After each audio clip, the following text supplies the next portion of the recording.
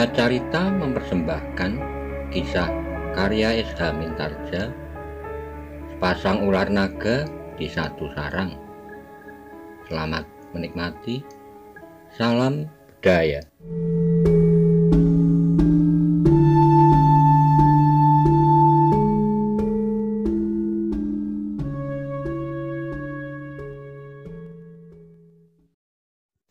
Monggo kula aturi subscribe, like, komen, saha share. Matur nuwun.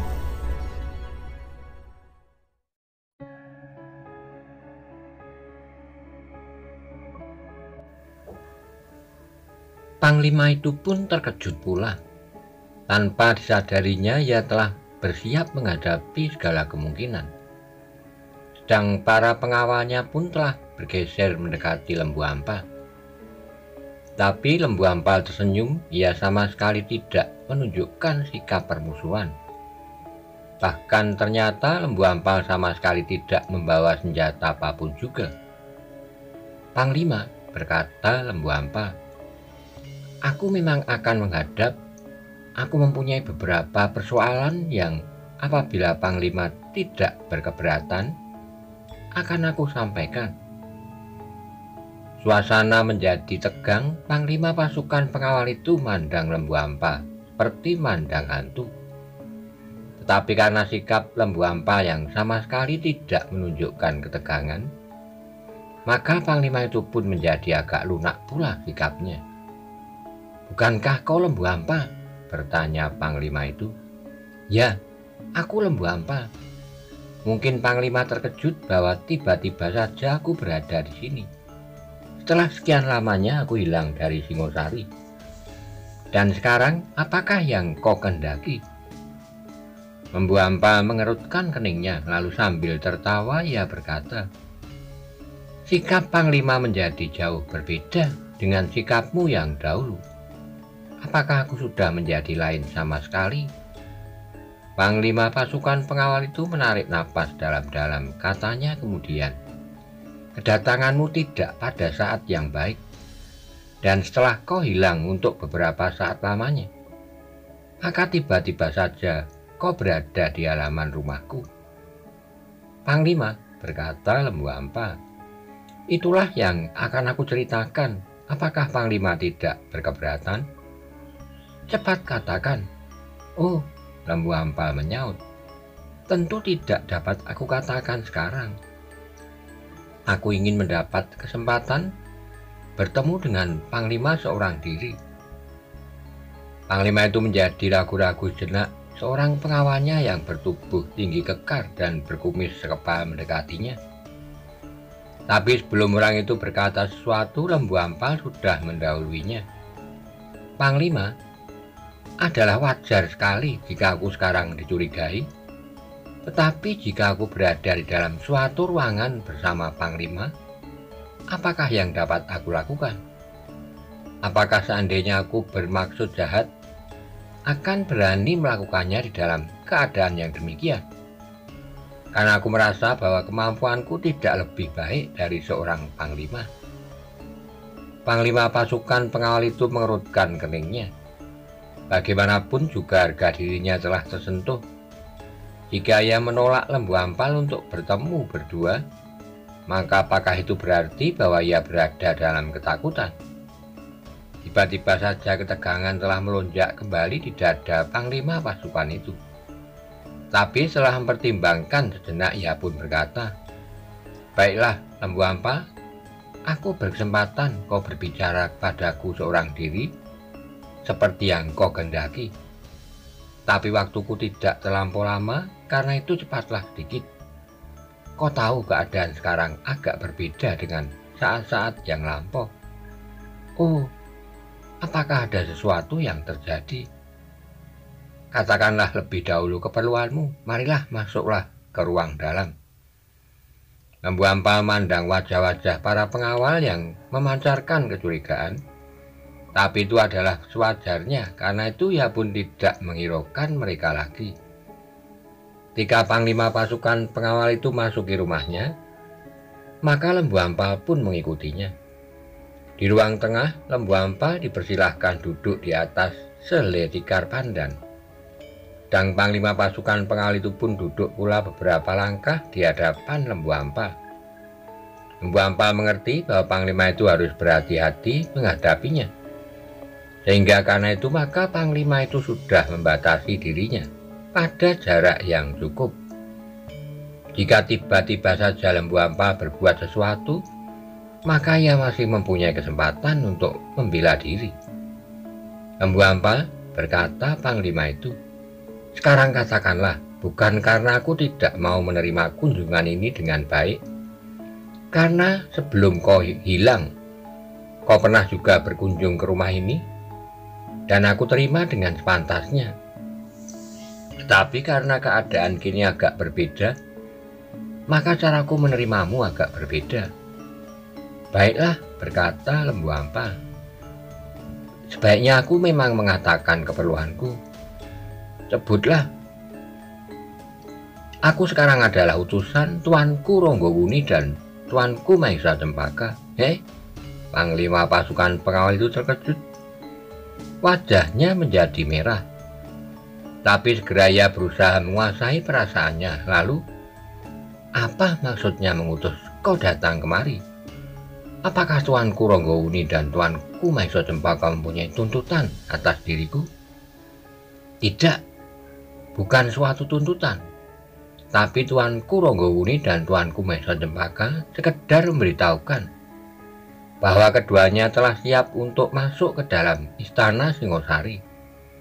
Menurut penilaian Tuanku Ronggowuni dan Tuanku Maisa Cempaka, yang paling berkepentingan atas istana seisinya adalah pasukan-pasukan pengawal dan pelayan dalam. Karena itu Tuanku Ronggowuni dan Maisa Cempaka memerintahkan aku untuk menemui panglima-panglimanya dan minta izin untuk masuk istana sebagai pewaris yang sah atas tahta yang telah direbut dengan kekerasan oleh Tuanku Tohjoyo, telah membunuh Tuanku Anusapati Djarinna Sabungayam." "Mengapa Tuanku Ronggowuni memberitahukan hal ini kepadaku?" bertanya Panglima itu. "Apakah ini berarti suatu tantangan?" "Sama sekali bukan. Tuanku Ronggowuni dan Tuanku Maisa Cempaka ingin mengetahui siapakah sebenarnya menurut pendapat Panglima yang sewajarnya harus duduk di atas takhta.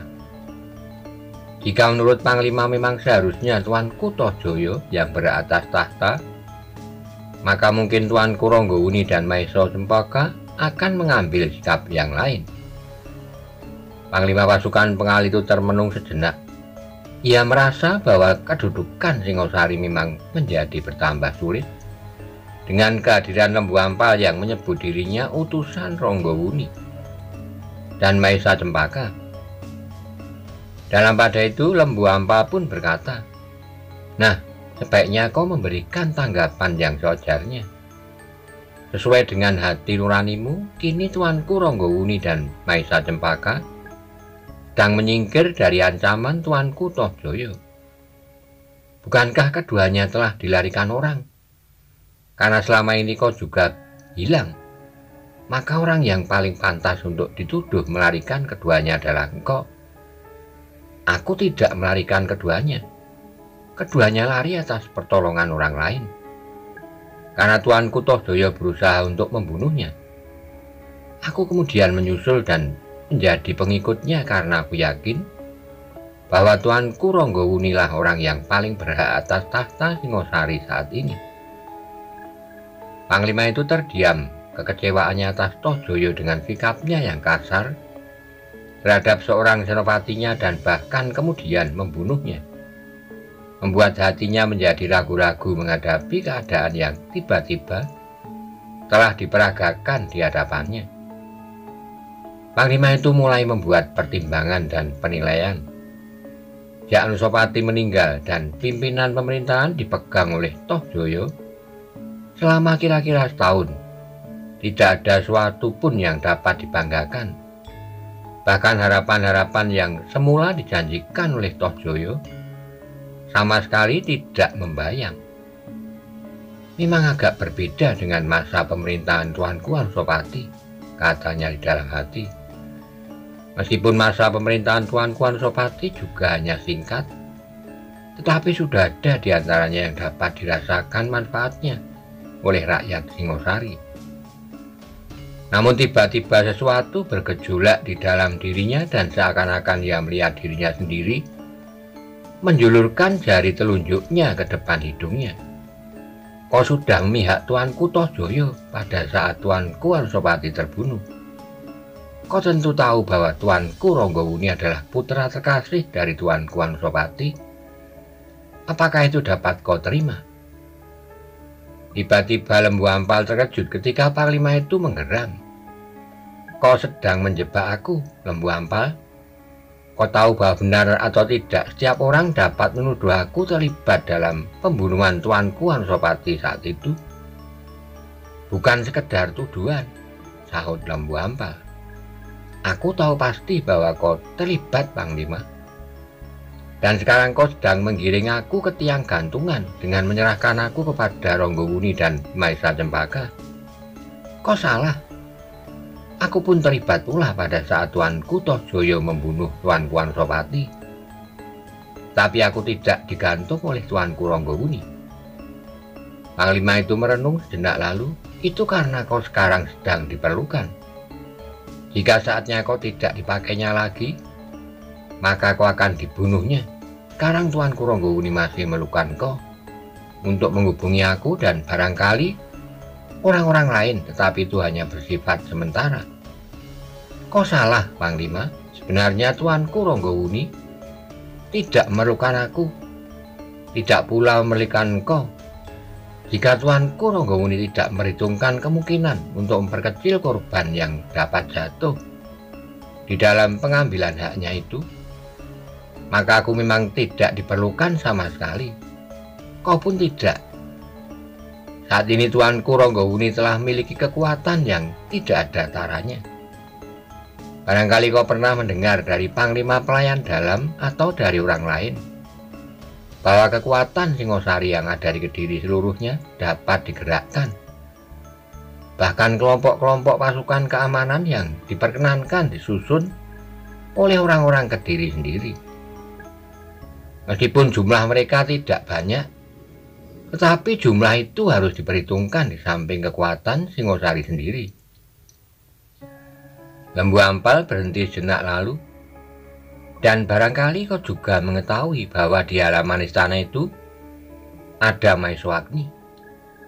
Kau sendiri dapat menduga di mana ia berdiri, Maeso Wongateleng, adik-adik Anusapati yang lain. Bahkan beberapa orang pengawal khusus yang dibawa oleh Maeso Agni itu sendiri. Selain mereka, kau harus mengenal nama-nama seperti Witantra, yang juga disebut Panji Pati-Pati. Ia adalah seorang panglima pada masa kekuasaan Aku Tunggulamentung. Ia sudah terlalu tua, potong panglima itu. Setua Maeso Agni, tetapi ia memiliki kemampuan setinggi Maeso Agni pula. Di samping adik seperguruannya yang bernama Mahindra. Kau sengaja menakut-nakuti aku? Tidak. Aku minta kau membuat pertimbangan, Panglima. Rakyat Singosari akan segera terpengaruh oleh kehadiran Ronggowuni dengan pasukannya. Rakyat Singosari tentu akan segera teringat pada Ksatria Putih. Jadi Tuanku Ronggowunikah yang selama ini telah membuat Singosari menjadi gaduh dengan kuda putih dan pakaian putih itu? Kedua-duanya, Tuanku Ronggowuni dan Tuanku Maesa Cempaka. Panglima itu menggeram. Ia melihat di dalam angan-angannya sebuah kekuatan yang besar dan tersusun rapi di bawah pimpinan anak-anak muda yang perkasa. Nah, pertimbangkan Panglima. Jika Panglima bersedia memperkecil jumlah korban yang dapat jatuh, maka aku yakin bahwa Tuanku Ronggowuni dan Maesa Cempaka tidak akan berbuat apa-apa terhadap Panglima. Bahkan mereka akan mengucapkan terima kasih padamu. Panglima pasukan pengawal itu termenung sejenak. Terbayang pertentangan yang semakin gawat di Singosari. Kecurigaan di antara para prajurit yang semula merupakan pendukung-pendukung terbaik dari Tohjoyo. Kemudian tiba-tiba saja Lembu Ampal datang sebagai utusan Ronggowuni dan Mahesa Cempaka yang seakan-akan mendesaknya ke dalam suatu sudut tanpa pilihan. Mengapa Tuanku Ronggowuni menganggap bahwa aku dapat memperkecil korban yang jatuh? Jika kau tidak memperluas pertentangan, maka tentu tidak akan banyak korban yang tidak berarti di dalam pertentangan ini. Maksudmu aku harus menyingkir? Lembu Ampal termangu-mangu sejenak, namun kemudian katanya, hampir serupa itu, tetapi bukan berarti bahwa kau harus pergi. Kau dapat berdiri tempat yang khusus, kau membiarkan saja Tuanku Ronggowuni masuk ke istana, atau kau justru mengawalnya? Bukankah suasana istana itu sekarang telah dipenuhi oleh ketidaktentuan? Dari mana kau tahu? Tiap orang mengatakan, tiap orang di Singosari mendengar bahwa Tuanku Tohjoyo telah menyinggung harga diri kaum Rajasa dan Sinelir dengan membunuh 2 orang pimpinan yang berpengaruh dan bahkan melemparkan mayatnya begitu saja ke sungai. Tidak seorang pun yang berani mengambil mayat itu, tetapi akhirnya mayat itu hilang dari sungai. Mengapa hilang?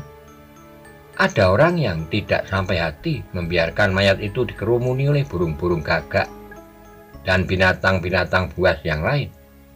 Siapa?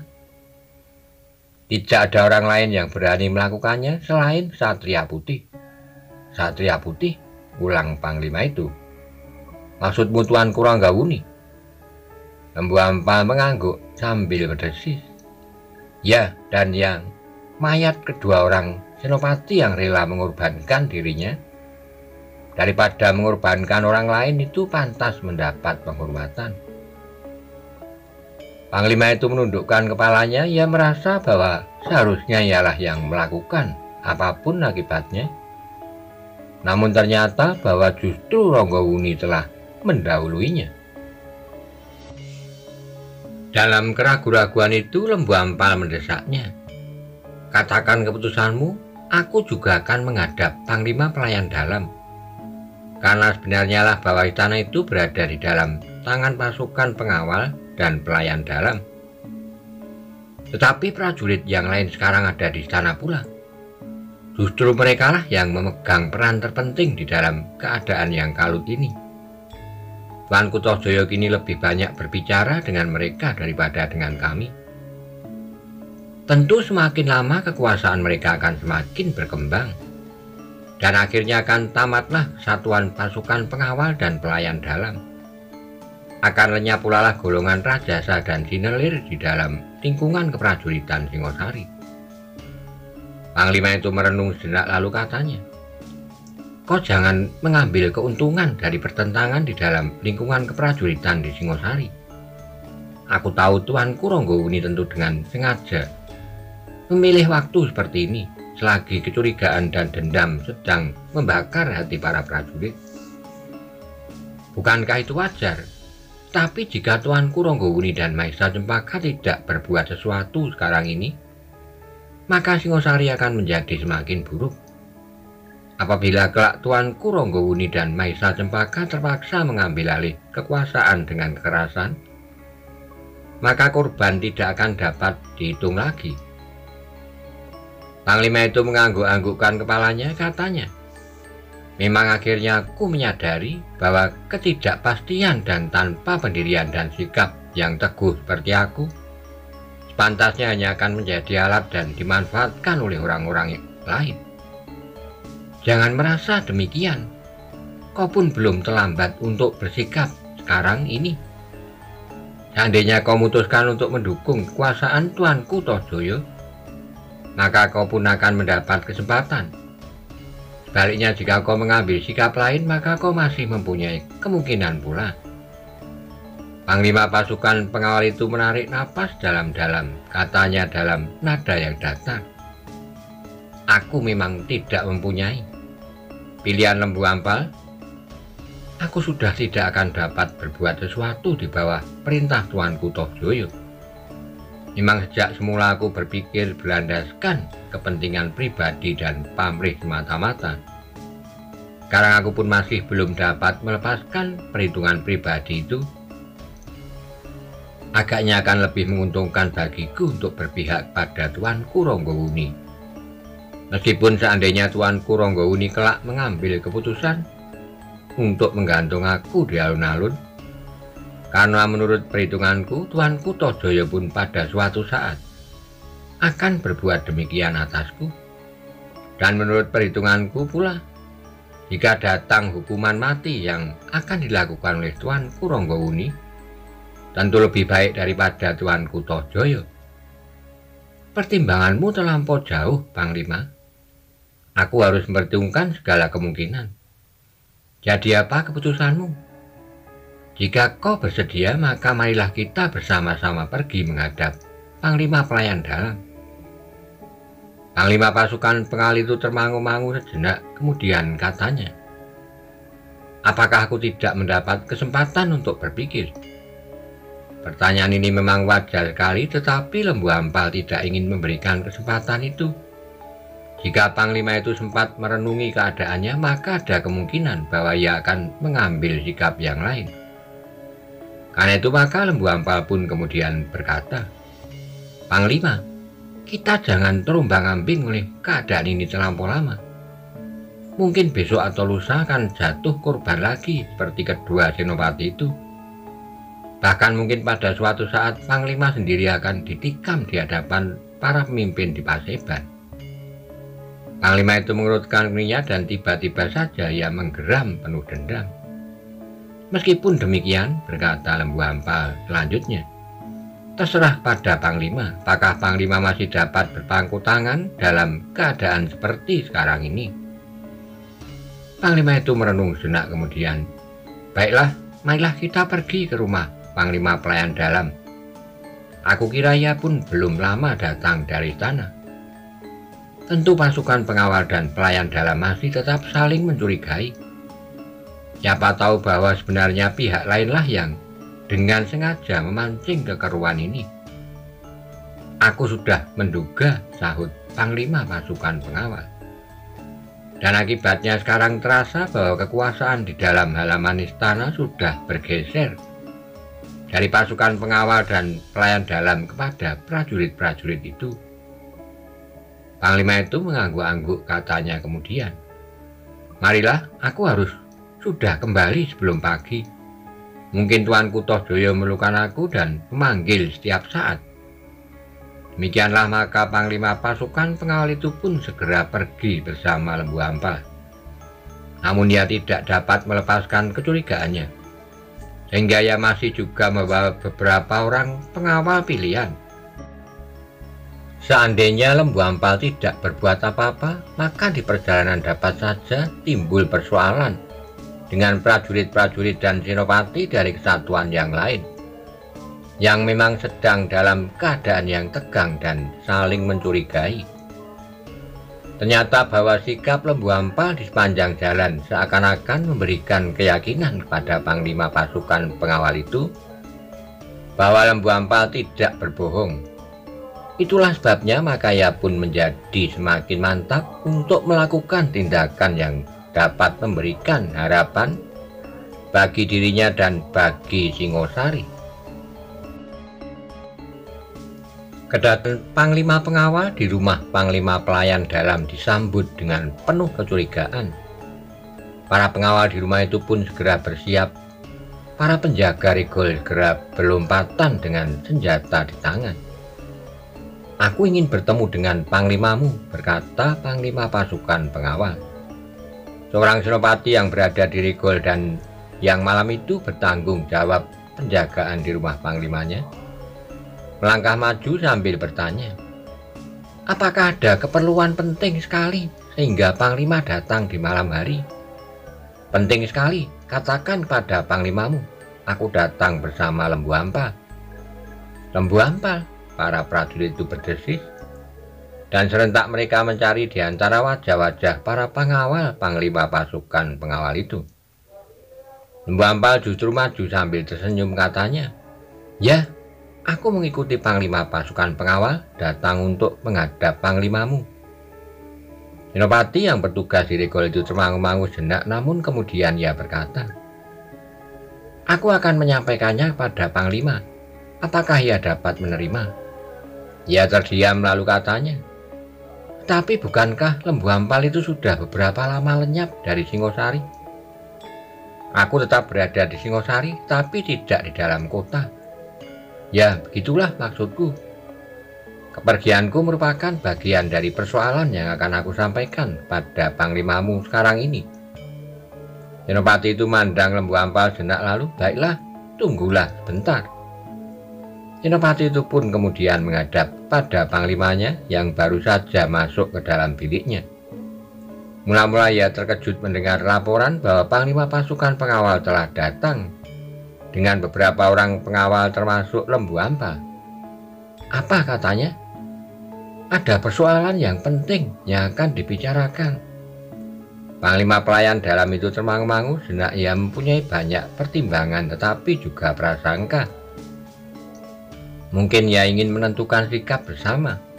Telah terjadi peristiwa yang mengerikan itu, berkata panglima itu di dalam hatinya. Karena itu maka ia pun kemudian berkata, "Persilahkan mereka masuk. Yang aku terima di ruang dalam hanyalah panglima pasukan dan Lembu Ampal." Demikianlah maka panglima pasukan pengawal dan Lembu Ampal itu pun kemudian masuk ke ruang dalam. Ditemui oleh panglima pelayan dalam dengan penuh pertanyaan yang membayang di sorot matanya. Lembu Ampalah yang kemudian mulai berbicara seperti yang dikatakannya kepada panglima pasukan pengawal. Ia menawarkan kerjasama dengan Ronggowuni dan Maisa Cempaka yang telah bersiap untuk memasuki istana Singosari. Panglima pelayan dalam itu termangu-mangu. Ia pun diamuk oleh kebimbangan seperti yang dialami oleh panglima pasukan pengawal. Namun Lembu Ampal berkata, "Ronggowuni dan Maisa Cempaka tidak bertindak atas dasar dendam karena kematian Tuanku Anusapati yang telah dibunuh oleh Tuanku Tohjoyo, tetapi yang mereka lakukan didasari rasa tanggung jawab atas perkembangan Singosari. Seandainya Tuanku Tohjoyo dapat memerintah Singosari seperti Tuanku Sri Rajasa, maka kukira Tuanku Ronggowuni dan Maisa Cempaka tidak akan pernah memikirkan untuk merebut tahta." Lembu Ampal berhenti sejenak lalu. "Sebenarnya lah bahwa yang dikehendaki oleh Tuanku Ronggowuni bukanlah sekedar kedudukannya, tetapi justru tanggung jawabnya." Panglima pelayan dalam masih tetap merenung. Itulah sebabnya maka Tuanku Ronggowuni tidak akan menghiraukan apakah para panglima pernah mendukung Tuanku Tohjoyo atau tidak. Yang penting siapakah yang ingin bekerja bersama akan diterima dengan kedua belah tangannya. Tapi jika tidak, maka kedua anak-anak muda itu akan menghadapi mereka sebagai lawan yang harus dibinasakan. "Kau mengancam?" bertanya panglima pelayan dalam. "Tentu tidak, aku tahu ancaman bagi panglima tidak ada gunanya. Bahkan bagi setiap prajurit, tetapi yang aku katakan adalah rencana Tuanku Ronggowuni dan Maisa Cempaka. Siapa yang berjalan seiring akan dibimbingnya, tapi yang melintang akan dipatahkannya, dan ini bukannya sebuah ancaman. Tetapi demikianlah yang akan dilakukan meskipun barangkali kedua anak-anak muda itu akan menjumpai kegagalan karena ternyata pendukung Tohjoyo terlampau kuat." Panglima pelayan dalam itu menjadi semakin bimbang, sehingga akhirnya ia bertanya pada panglima pasukan pengawal, "Apa keputusanmu?" "Aku menjadi bingung," sahut panglima pasukan pengawal. "Tapi aku tidak dapat menutup kenyataan bahwa Tuanku Tohjoyo benar-benar sudah tidak dapat diharapkan. Apalagi karena pasukanku dan pasukanmu kini sudah tidak berarti sama sekali. Bahkan mungkin dalam waktu dekat pasukan kita akan dihapuskan. Para pemimpinnya akan mengalami nasib serupa dengan kedua senopati yang telah dibunuh dan dilemparkan begitu saja ke sungai. Sehingga Tuanku Ronggowuni dan Maisa Cempaka yang memerintahkan untuk mengambil kedua mayat itu, karena tidak ada orang lain yang berani melakukannya." Panglima pelayan dalam itu pun kemudian menyaut, Aku juga sudah kehilangan harapan. Bagiku Tuanku Tohjaya sudah tidak berarti lagi di dalam perjuangan buat masa depan Singosari. Lembu Ampal mandang kedua panglima itu berganti-ganti. Ia tidak perlu berbicara lagi. Yang dilakukannya kemudian adalah menunggu saja perkembangan pendapat kedua panglima itu. Sejenak kemudian Panglima Pelayan Dalam pun berkata, "Tunggulah, akan berbicara dengan beberapa orang senopati yang terpercaya yang kebetulan bertugas di sini sekarang. Mungkin mereka akan dapat memberikan pendapat." "Aku memutuskannya sendiri," berkata Panglima Pasukan Pengawal. "Tapi biarlah aku meyakinkan pikiranku. Tapi dengan kemungkinan yang sangat buruk bagiku," berkata Lembu Ampal. "Mengapa?" "Jika para senopati menolak, maka aku tidak akan dapat keluar lagi dari tempat ini." Panglima Pelayan Dalam itu merenung sejenak lalu. "Kau memang pantas ditangkap, karena kau menghilang justru setelah Tuanku Ronggowuni dan Maesa Cempaka lenyap. Kau meninggalkan tugasmu sebagai seorang prajurit tanpa izin. Tetapi kali ini biarlah aku yang menanggung keselamatanmu selama kau menjadi tamuku. Namun demikian, di luar halaman rumah ini, itu terserah padamu sendiri." Lembu Ampal tersenyum tetapi ia tidak berbicara lagi. Dan pada itu Panglima Pelayan Dalam itu pun segera memanggil dua orang senopati yang terpercaya untuk ikut serta berbicara dengan Panglima Pasukan Pengawal dan Lembu Ampal. "Melihat perkembangan terakhir, agaknya kita memang sedang dibenturkan satu dengan yang lain," berkata seorang senopati. "Tentu ada petugas sandi yang sengaja memancing kekeruan. Mereka lah agaknya yang membunuh orang Rajasa dengan pakaian orang Sinelir, kemudian membunuh orang Sinelir dengan meninggalkan ciri-ciri orang Rajasa. Dengan demikian kita akan dibenturkan yang satu dengan yang lain. Sementara itu Tuanku Tohjaya telah menjatuhkan hukuman yang sangat mengerikan, meskipun itu lebih baik dari hukuman picis." Panglima Pelayan Dalam mengangguk-angguk lalu dipandanginya senopati yang lain dengan tajamnya. Senopati itu bergeser setapak kemudian katanya, "Aku sependapat. Apa artinya pengabdian yang kita berikan jika kita tidak dapat mengharapkan Singosari menjadi semakin baik? Ternyata bahwa pamrih pribadi yang kita harapkan dengan mendukung Tuanku Tohjaya tidak terpenuhi seperti yang dijanjikan. Apalagi kita di Singosari seakan-akan menjadi buram. Waktu yang singkat selama pemerintahan Tuanku Tohjaya telah menyeret Singosari ke dalam suasana yang sangat gelap." Panglima Pelayan Dalam itu mengangguk-anggukkan kepalanya.